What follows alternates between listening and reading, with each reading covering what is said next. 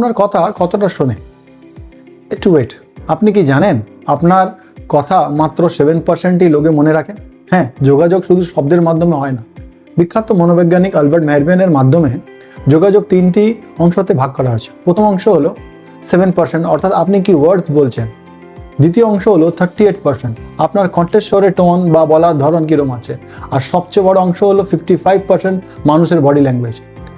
এর মাধ্যমে মানুষ শুধু আপনার কথা শোনে না, তারা এটাও দেখে যে আপনি কিভাবে কথাটা বলছেন। যদি আপনার বডি ল্যাঙ্গুয়েজ দুর্বল হয়, তাহলে ভালো কথাটাও, ভালো শব্দগুলোই ততটা প্রভাব ফেলে না।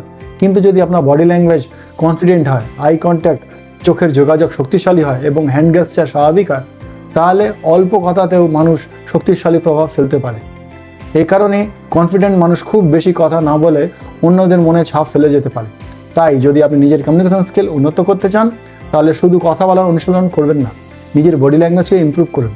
মুখের এক্সপ্রেশন বা কণ্ঠস্বরের উপর একটু কাজ করুন, কারণ মানুষ আপনার কথার চেয়ে বেশি আপনার ব্যক্তিত্ব দ্বারা ইমপ্রেসড হয়। শুধু ভালো ভালো কথা বললেই হবে না, কথা বলার ভঙ্গিমাটাও শিখতে হবে, কারণ মানুষ আপনার কথা নয়, আপনার উপস্থিতি আর ব্যক্তিত্বকে বেশি কেয়ার করে। আপনার ব্যক্তিত্বই আপনার সবচেয়ে শক্তিশালী পরিচয়। আজ থেকেই বডি ল্যাঙ্গুয়েজ, ভয়েস টোন এবং কমিউনিকেশন স্কিলসের উপর কাজ শুরু করে দিন। ফ্রেন্ডস, আমার ভিডিও যদি ভালো লেগে থাকে তাহলে লাইক, কমেন্ট, শেয়ার আর অবশ্যই ফলো করতে ভুলবেন না। Thank you very much. দেখা হবে পরের ভিডিওতে।